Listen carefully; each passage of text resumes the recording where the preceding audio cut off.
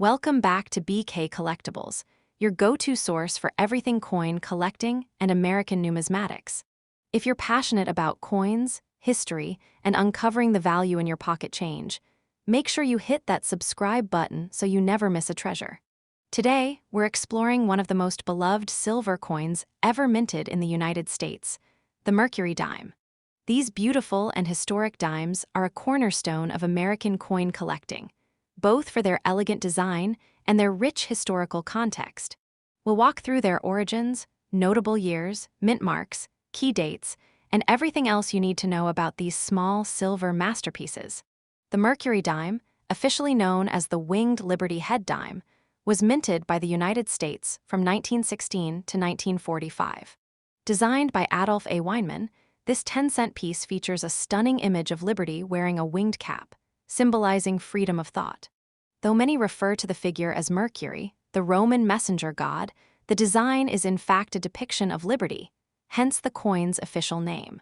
Still, the resemblance was so striking that the name Mercury dime stuck, and it remains one of the most iconic coin nicknames in American numismatics. Let's rewind to the early 19-teens. The Barber coinage, dimes, quarters, and half-dollars designed by Charles E. Barber had been in circulation since 1892, and by law, the design could be changed after 25 years. Public sentiment was turning away from the utilitarian designs of Barber's coins, and a national movement was growing to beautify American coinage. The Mint held a competition for new designs, and Adolf Weinman's design was selected for the dime. His other entry was also chosen for the half-dollar, resulting in the legendary Walking Liberty half-dollar. The Mercury dime was struck in 90% silver and 10% copper, with a diameter of 17.9 millimeters and a weight of 2.5 grams. Its silver content means that every Mercury dime has intrinsic value, making it a popular coin among silver stackers as well as collectors. But beyond the metal, it's the artistry and history that draw people to these coins. The obverse features the iconic Winged Liberty, while the reverse displays a fasces, a bundle of rods with an axe symbolizing strength and unity, along with an olive branch for peace. The first year of production, 1916, includes one of the most famous and sought-after coins in American numismatics, the 1916 D Mercury dime.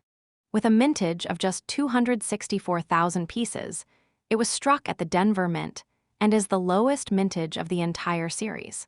Many collectors consider the 1916 D to be the key date of the series. A well-preserved specimen can fetch thousands of dollars, and uncirculated examples with full bands on the reverse, meaning strong detail in the horizontal lines of the fasces, command an even higher premium. Now let's talk about the term full bands. This refers to the horizontal bands on the fasces on the reverse side of the coin. When these bands are fully struck and show separation, the coin is said to have full bands, or FB. This designation is especially important for grading and valuation. For example, a 1945 S Mercury dime without full bands might be worth a few dollars, but with full bands, the same coin could be worth several hundred, depending on condition. After 1916, production ramped up, and most years saw Mercury dimes struck at the Philadelphia, Denver, and San Francisco mints. Collectors often aim for a complete set, which includes all mint marks and key varieties. Among the most famous of these is the 1942 over 41 variety. This dramatic overdate error occurred at both the Philadelphia and Denver mints, creating two separate rarities. The 1942 over 41 and the 1942 over 41D, these coins were the result of dies being repunched with the incorrect date. Both are highly sought after, and high-grade examples can fetch thousands of dollars. Other semi-key dates to watch for include the 1921 and 1921 D Mercury dimes, both of which had low mintages due to post-war economic conditions. With mintages under $2 million for each, these are among the scarcest coins in the series. Finding them in high grades with full bands is a true challenge for serious collectors. The 1926 S Mercury dime is another standout. While its mintage wasn't extremely low, around $1.5 million, it's known for poor strike quality. This makes full band examples very rare and highly desirable. In top condition, A 1926 S with full bands can be worth thousands of dollars. In terms of design continuity, the Mercury dime remained virtually unchanged throughout its entire run from 1916 to 1945. This gave the series a visual consistency that collectors appreciate.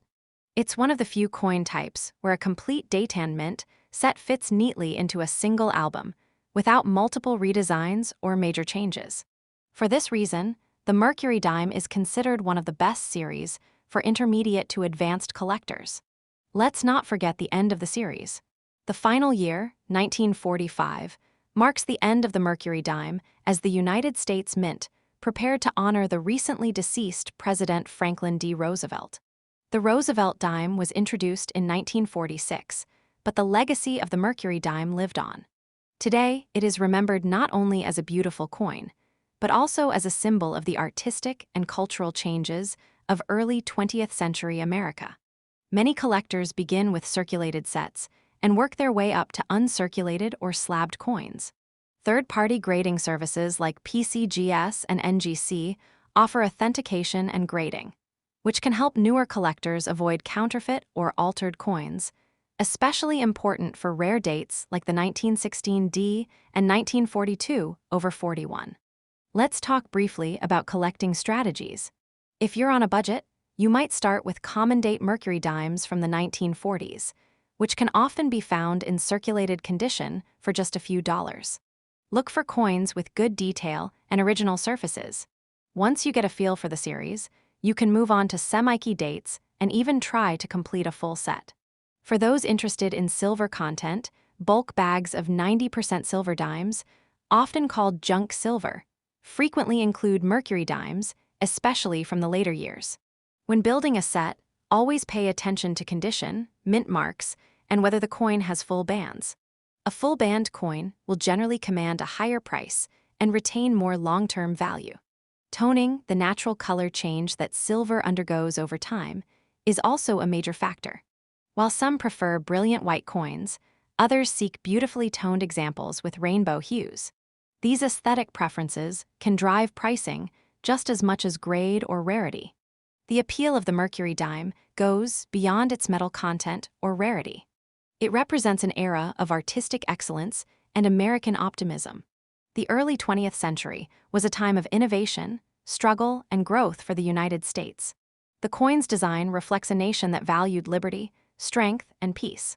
It's a tangible piece of that history, held in your hand and passed through generations. If you're lucky enough to inherit a collection or find some old coins in a relative's drawer, always check for Mercury dimes. You never know what treasure you might uncover. Even worn examples from the 1930s and 40s have value, especially with silver prices on the rise. Rare dates or error coins could be worth significantly more than face value, and a certified example in high grade can be a standout addition to any collection. One fascinating piece of Mercury dime history involves its designer, Adolf Weinman. Weinman also designed the Walking Liberty half-dollar, which shares a similar artistic style. His work is considered some of the finest in American numismatics, and it continues to influence modern coinage. In fact, elements of the Mercury dime design were revived in the American Palladium Eagle, first released by the United States Mint in 2017. Collectors have long appreciated the Mercury dime for its balance of affordability and historical significance. Whether you're collecting by date, mint mark, or simply stacking for silver, these dimes offer something for everyone. They're a window into the past, a past where coins were more than currency, they were works of art. So whether you're searching for that elusive 1916D or simply appreciating the artistry of Adolf Weinman's work, remember that each Mercury dime carries a story. A story of the United States in transition, of a people finding their voice in art and industry, and of a coin that transcended its time to become a true American classic. Thanks for joining me today on BK Collectables. I hope you found this exploration of Mercury dimes informative and inspiring. If you did, don't forget to give this video a like and leave a comment about your favorite Mercury dime find. Whether you're a seasoned collector or just getting started, these small silver coins can open the door to a lifetime of fascination with American history and coin collecting.